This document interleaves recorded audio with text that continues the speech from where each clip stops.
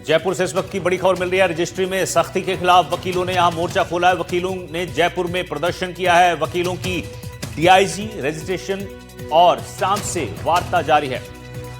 बड़ी खबर आपको बता रहे हैं जयपुर से, जहां रजिस्ट्री में सख्ती के खिलाफ वकीलों ने मोर्चा खोल दिया है। प्रदर्शन कर रहे हैं वकील जयपुर में। आपको बता दें कि डीआईजी रजिस्ट्रेशन एंड स्टाम्प से इनकी बातचीत जारी है। वकीलों की प्रदर्शन कर रहे हैं ये लोग और रजिस्ट्री में सख्ती के खिलाफ ये नाराजगी जता रहे हैं। जयपुर में लगातार इनका प्रदर्शन जारी है। तो बड़ी खबर आपको बता रहे हैं जयपुर से, जहां रजिस्ट्री में सख्ती के खिलाफ यहां पर वकीलों ने मोर्चा खोल रखा है।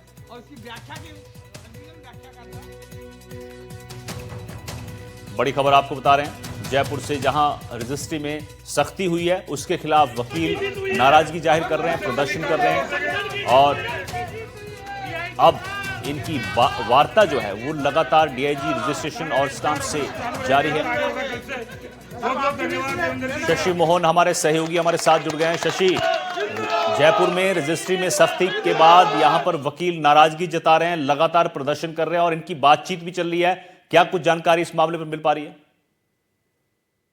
बिल्कुल अनिल, अभी बातचीत थोड़ी देर पहले तक जारी थी, लेकिन अब अपडेट यह है कि समाधान हो गया है इस समस्या का। जो सोसाइटी के पट्टे थे, भूखंडों के पट्टे जिनकी रजिस्ट्री के लिए बना था, उस बात को लेकर डीआईजी रजिस्ट्रेशन और स्टाम्प देवेंद्र कुमार जैन से वकीलों की बातचीत हुई।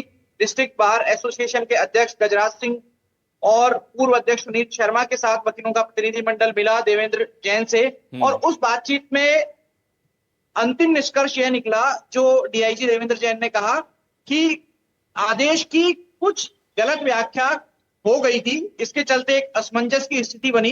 2 दिन वकीलों ने कार्य बहिष्कार किया। कल बातचीत हुई वकीलों की प्रशासनिक अधिकारियों से, उसके बाद उनको आश्वासन दिया गया। आज DIG registration stamp Devendra Jain ने थोड़ी देर पहले कहा कि समाधान निकल गया है, जैसे पहले रजिस्ट्री हो रही थी उसी तरीके से रजिस्ट्री होती रहेंगी। हाँ, पावर ऑफ अटॉर्नी को लेकर कुछ पेचीदगियां हैं। कई बार क्या होता है कि किसी भूखंड की जो रजिस्ट्री होती है वो पावर ऑफ अटॉर्नी के जरिए भी होती है, यानी एक्स पर्सन अपने अधिकार वाई पर्सन को दे देता है कि वो उस भूखंड पर कोई फैसला ले सकता है। तो जो पावर ऑफ अटॉर्नी लेकर आएगा उसको ये शपथ पत्र देना होगा कि पावर ऑफ अटॉर्नी जारी करने वाला व्यक्ति जीवित है और उसी के बिहाफ पर ये डील या ये बेचान किसी प्लॉट का हो रहा है। दरअसल जयपुर में सोसाइटियों का विस्तार ज्यादा है, हाउसिंग कोऑपरेटिव सोसाइटी, इसलिए जयपुर में विरोध ज्यादा मुखर दिख रहा था। कांग्रेस ने भी इस मांग को लेकर के ज्ञापन दिया जिला कलेक्टर जितेंद्र सोनी को, और कांग्रेस भी ये मांग कर रही थी कि इस फैसले पर पुनर्विचार किया जाना चाहिए, इसको बदला जाना चाहिए। अब से थोड़ी देर पहले जो बातचीत हुई उसमें वकीलों ने ये संतोष जताया। शशि, एक चीज जानना चाहेंगे कि जो बातचीत हुई, जो वार्ता हुई है वकीलों और डीआईजी रजिस्ट्रेशन एंड स्टाम्प के बीच, उसमें क्या आश्वासन दिया? कुछ जानकारी अंदर से निकल पाई है? क्या आश्वासन दिया गया है? देखिए, आश्वासन मिला है वो, देखिए जो आश्वासन मिला है वो यही मिला है कि जैसे पहले रजिस्ट्री हो रही थी, यानी 2 दिन पहले तक जिस तरीके से सोसाइटी के भूखंडों के पट्टे जो होते हैं उनकी रजिस्ट्री हो रही थी, खरीद बेचान हो रहा था, वैसे हो सकेगा और वो रजिस्ट्री पहले कहलाएगी।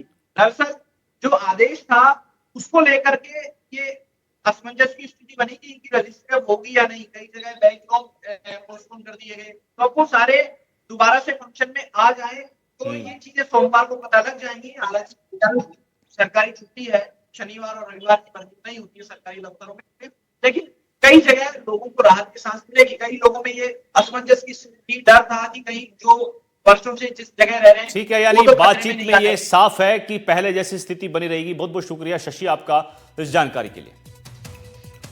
चलिए आगे बढ़ते हैं, श्रीगंगानगर से आपको खबर बताते हैं, जहां सीएम भजनलाल शर्मा श्रीगंगानगर दौरे पर रहे। गंग नहर के 100 साल पूरे होने पर यहां पर बड़ी सौगात दी गई है। फिरोजपुर फीडर के पुनर्निर्माण कार्यों का यहां शिलान्यास किया गया है। गंगा नहर के किसानों को गाजर मंडी का भी तोहफा दिया। गन्ने का समर्थन मूल्य 15 प्रति क्विंटल बढ़ाने की घोषणा की है।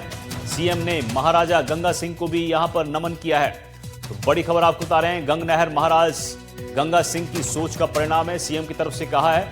और उन्होंने कहा है हमने पेट्रोल डीजल की कीमतें कम की हैं कांग्रेस ने किसान को चौथे दर्जे पर पहुंचाया, हम किसानों को कोई समस्या नहीं होने देंगे। राजस्थान सरकार किसानों के साथ है, सीएम ने कहा है। साथ ही उन्होंने आगे कहा है कि आने वाले वक्त में सिंधु का पानी भी मिलेगा। कांग्रेस ने हमेशा यहां झूठे वादे किए हैं। तो श्रीगंगानगर के दौरे पर मुख्यमंत्री भजनलाल शर्मा है और अब उन्होंने यहां कांग्रेस पर निशाना साधा है किसानों को लेकर। साथ ही उन्होंने कहा है कि बीजेपी राज हमारी सरकार में ही किसानों का भला हो रहा है और हम किसानों को कोई समस्या नहीं होने देंगे। कांग्रेस ने किसानों को चौथे दर्जे पर पहुंचाया है, यह आरोप लगाया है।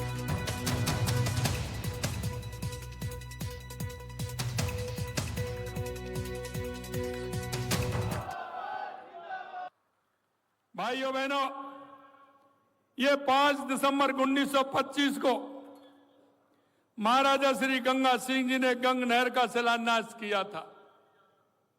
जब मैं आपके यहां आया था, क्योंकि मैं यहां देखता था सबसे पहले, जब मैंने हनुमानगढ़ गंगानगर के अखबार जब मैं पढ़ता था, आए दिन में देखता था आज कृषि उपज मंडी में आंदोलन हो रहा है। दूसरी बात हमारे पास की, गंगानगर के अंदर नहरों से जो पूरा पानी मिलना चाहिए वो किसान को पूरा पानी नहीं मिलता है। हमने कहा ये वास्तव में अगर कोई कर्मयोगी है, कर्मशील है, दानवीर है और अगर किसी के अंदर संवेदनाएं हैं, वो इस दुनिया में अगर कोई है तो किसान से बड़ा कोई नहीं है, किसान से बड़ा कोई नहीं। मैं यही कहना चाहता हूं, इस राज्य प्रणाली ने जो कांग्रेस का इतने समय राज रहा, मेरा जो किसान, और किसान भी वो किसान जो मुल्क का मालिक है, हमारे उस मुल्क के मालिक को तीसरे चौथे दर्जे पर पहुंचा दिया गया था और हमारे मुल्क के मालिक को एक फकीर बनाने का काम इस देश की कांग्रेस की सरकार ने किया था। मेरे भाई और बहनों, मैं कहना चाहता हूं, जब मेरे मन में यह बात आई तो हमने सोचा कि हमारे हनुमानगढ़ गंगानगर के किसानों को क्या हो सकता है। मैंने कहा सबसे पहले हरी के बैराज चलिए, वहां से हमारी नहरों को देखिए। देखते देखते पूरे 2 दिन में आपके बीच में हनुमान और गंगानगर रहा और जब मैंने देखा कि यहाँ के किसानों की समस्या है जो एक गेहूं के कटोरे के रूप में जाना जाता है, ऐसे हमारे किसान को किसी भी तरह की कोई समस्या नहीं आनी चाहिए, इसलिए हमने यहाँ का दौरा किया और हमने योजना बनाई। इसलिए मैं कहना चाहता हूं, रेगिस्तान को हरा भराने सपना जो महाराजा गंगा सिंह जी ने पूरा किया, उसी विरासत को बढ़ाने का काम गंग नहर के निर्माण के 100 साल पूरे होने पर इस नहर की शताब्दी भी मना रहे हैं। ये केवल एक समारोह नहीं है, बल्कि विकास की उस दूरदर्शी सोच का पर्व है जिसने मरुस्थल को प्रदेश के अन्न भंडार के रूप में बदलने का काम किया। गाजर मंडी और फिरोजपुर फीडर को लेकर दी गई सौगातों को लेकर किसानों में बेहद खुशी जाहिर की है। किसानों ने कहा है कि सालों से पानी की किल्लत झेल रहे थे, लेकिन फिरोजपुर फीडर के पुनर्निर्माण के बाद पानी संकट खत्म होने की उम्मीद है। साथ ही नई गाजर मंडी से फसल बेचने में बड़ी सुविधा यहां पर मिलेगी। किसानों से बातचीत की है हमारे सहयोगी कुलदीप गोयल ने, सुनिए। मुख्यमंत्री भजनलाल शर्मा आज श्री गंगानगर के दौरे पर रहे। इस दौरान उन्होंने फिरोजपुर फीडर के पुनर्निर्माण के कार्यों का शिलान्यास किया। इन कार्यों पर 650 करोड़ रुपए की लागत आनी है, जिसमें से 270 करोड़ के लगभग राशि है जो राजस्थान देगा। हमारे साथ मौजूद हैं कुछ लोग और जानेंगे उनसे कि इस गंग नहर के पुनर्निर्माण के बाद में क्या क्या जो फायदे होने वाले हैं किसानों को। सबसे पहले मैं आपसे जानना चाहूंगा कि गंग नहर की जो शुरुआत हुई, क्या समझते हैं, किस तरह से शुरुआत हुई और अब आगे आने वाले समय में क्या क्या फायदे होने वाले हैं। 5 दिसंबर 1925 को पंजाब के हुसैनी वाला हेड से इसकी महाराजा गंगा सिंह जी जो बीकानेर रियासत के महाराजा थे, उन्होंने इसकी शुरुआत की और ये शुरुआत ऐसे सिस्टम में हुई कि छप्पनिया अकाल जिसको बोलते हैं, हमारे अपने जो कागजों में है लिखा हुआ, अभी इतने लोग पेड़ों की छाल तक खा गए थे और लोगों को खाने को कुछ नहीं मिला, तो दूसरे और राज्यों में चोरी चकारी भी यहाँ भी बढ़ गई। इस वजह से सारा हालात को विकट परिस्थितियों के बावजूद भी नहर का पानी इस इलाके को सरसब्ज कर पाया है। आज देखो आप, इतनी 7 लाख हेक्टेयर में, पूरे गंगानगर जिले में 7 लाख हेक्टेयर में रबी और खरीफ अलग अलग सीजन में बुआई होती है और करोड़ों रुपयों का उत्पादन होता है। आप भारतीय किसान यूनियन के जिलाध्यक्ष हैं, क्या समझते हैं कि गंग नहर से किसानों को कितना फायदा होने वाला है? ये है जो पुराने समय में महाराजा गंगा सिंह जी लेके आए थे, एक जीवनदायिनी थी। और धीरे 100 साल बीत जाने के बाद इसकी मतलब काफ़ी कमज़ोर हो गई, पर पूरी क्षमता का पानी नहीं दे पाती थी और आगे नहरें भी खराब हो रही थी। इसलिए ये राजस्थान सरकार ने एक बहुत बड़ा काम किया और उसी शताब्दी वर्ष में उसी दिन मुहूर्त किया उसका कि अब फिरोजपुर फीडर बनने से, बीकानेर केनाल बनने से बजट दिया गवर्नमेंट ने, तो उसमें एक नई लहर आ जाएगी। जो पानी का विषय है, मेन पानी का विषय या पानी बिना फसल नहीं है और फसल बिना किसान नहीं है। मैं मेरे सहयोगी से कहूंगा कि जरा एक बार इस गंग नहर की तस्वीरें दिखाएं। ये वही गंग नहर है जिसके कारण जो श्री गंगानगर है एक उजाड़ बियाबान इलाके के बाद के अंदर आज हरा भरा हो गया है और प्रदेश का अन्न का जो कटोरा है वो कहा जाने लगा है। हमने कुछ लोगों से बात की, किसान भी थे, व्यापारी भी थे, तो उनका कहना है कि आने वाले समय में जो श्री गंगानगर के किसानों की समस्याएं हैं वो अब और दूर हो जाएंगी। कुलदीप गोयल, एनडीटीवी, श्री गंगानगर। जोधपुर से आपको बड़ी खबर बताते हैं। बीजेपी प्रदेश अध्यक्ष मदन राठौर का बयान सामने आया है। डबल इंजन की सरकार पर लोगों को भरोसा है, ये बीजेपी अध्यक्ष मदन राठौर ने कहा है। और उन्होंने कहा है निकाय चुनाव को लेकर भी जल्द चुनाव करवाए जाएंगे। मंत्रिमंडल में फेरबदल को भी लेकर उन्होंने संकेत दिए हैं। ये मुख्यमंत्री का विवेकाधिकार है, ये राठौर की तरफ से कहा गया है।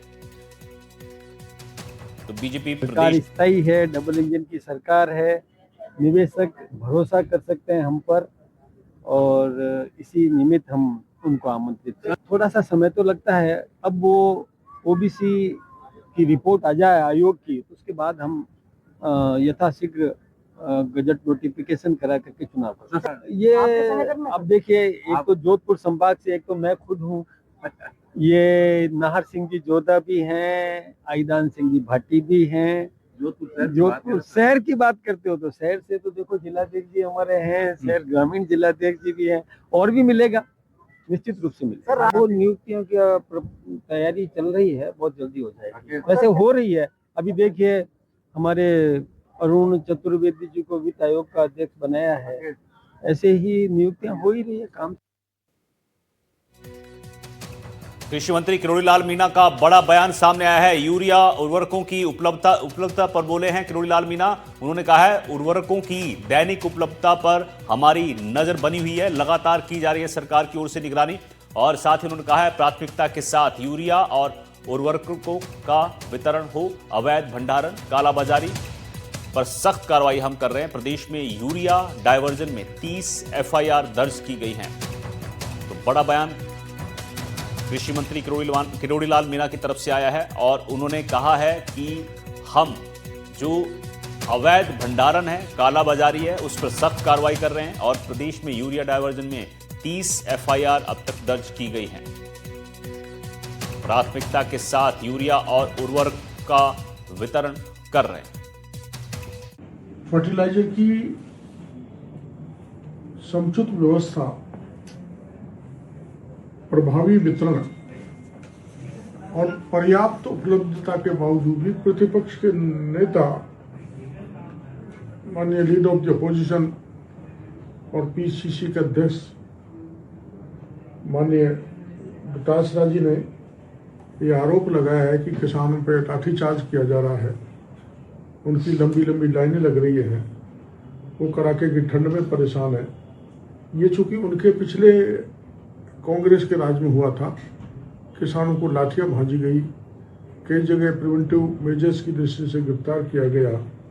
हमारे राज में अभी तक ऐसा नहीं हुआ कि कहीं इस ढंग की नौबत आई हो कि कानून की स्थिति बिगड़ी हो या किसानों के साथ किसी प्रकार का अत्याचार किया हो। कोटपुतली से खबर है, जहां बहरोड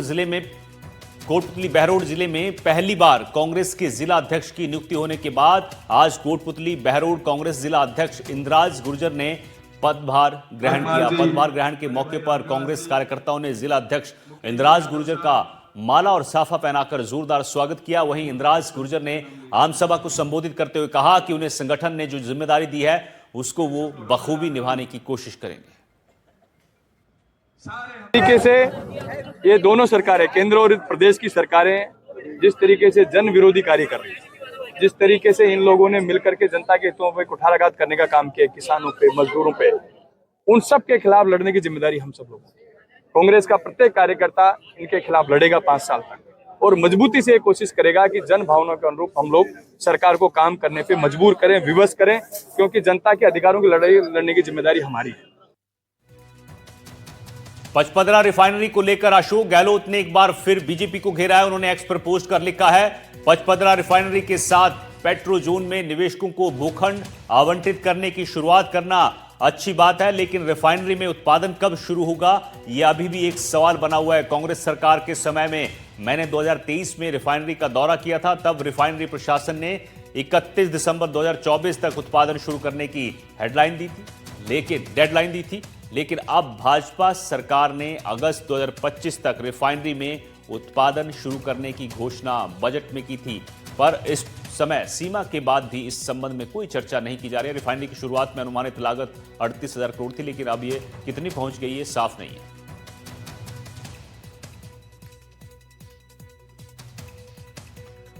खबर डूंगरपुर से है, जहां की 84 विधानसभा से बीएपी के विधायक अनिल कटारा के नेतृत्व में बीएपी के कार्यकर्ताओं ने जिला अस्पताल के पार्किंग ठेके के विरोध में अस्पताल परिसर में धरना देते हुए प्रदर्शन किया। बीएपी नेताओं ने पार्किंग ठेकेदार पर मनमानी करने और मरीज और उनके परिजनों से अभद्र व्यवहार करने के भी आरोप लगाए। साथ ही 3 दिन में ठेका बंद न करवाने पर उग्र आंदोलन की चेतावनी दी।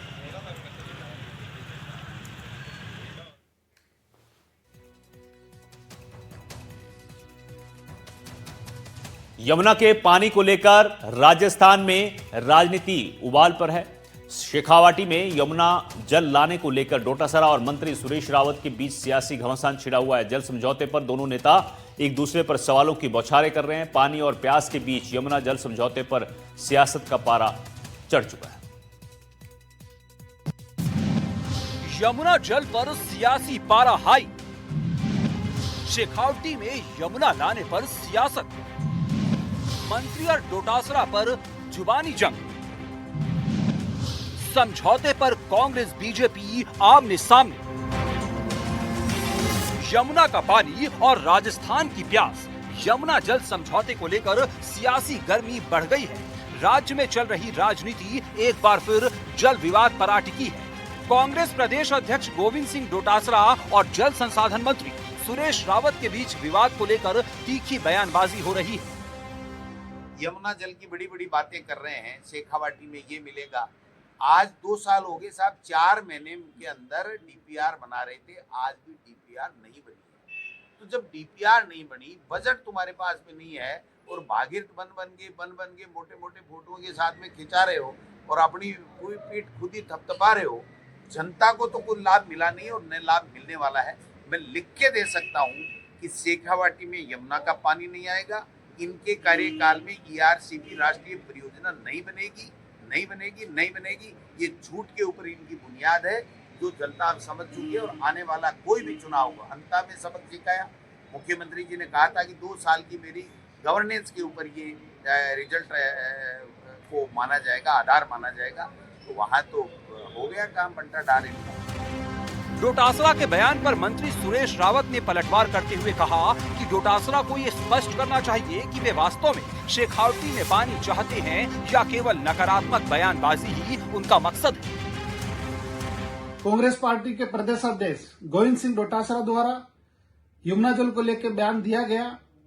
मेरी उनसे मांग है कि वो स्पष्ट करें कि यमुना का पानी शेखावटी के अंदर आना चाहिए या नहीं आना चाहिए, या वो सिर्फ गलत बयानबाजी करके एक नकारात्मक माहौल बनाने का काम कर रहे हैं। वो शेखावटी के साथ कुठाराघात कर रहे हैं। उन्होंने आज तक यमुना का पानी राजस्थान के अंदर आए कोई प्रयास नहीं किया। जब जब कांग्रेस पार्टी की सरकार प्रदेश के अंदर रही तब तक उन्होंने न तो कोई पत्र लिखा न कोई प्रयास किए। अगर उनके पास कोई पत्र है तो सार्वजनिक करे। सरकार का कहना है कि यमुना जल समझौता राजस्थान के लिए फायदे का सौदा है। प्रदेश को तय हिस्सेदारी के मुताबिक पर्याप्त पानी मिलेगा। सिंचाई और पेयजल दोनों मोर्चों पर शेखावटी जिले को राहत मिलेगी। एक नजर में जान लीजिए क्या है यमुना जल समझौता। दिल्ली के हथनीकुंड बैराज से पानी मिलना है। मॉनसून में 1917 क्यूसेक पानी मिलने का प्रस्ताव है। साल 1994 में यमुना जल समझौता हुआ था। भूमिगत पाइपलाइन से प्रदेश को पानी मिलना है। हरियाणा और राजस्थान के बीच MOU हुआ। इससे सीकर, चूरू, झुंझुनू और नीम का थाना को फायदा होगा। राजस्थान में यमुना जल समझौता पर सियासत और गहराती दिख रही है। दोनों पक्ष एक दूसरे को घेरने में जुटे हैं और असल सवाल यही है कि क्या नए समझौते से प्रदेश की जल समस्या सच में दूर होगी। Bureau report, NDTV, Rajasthan. यहां वक्त छोटे से ब्रेक का, जल्द लौटेंगे।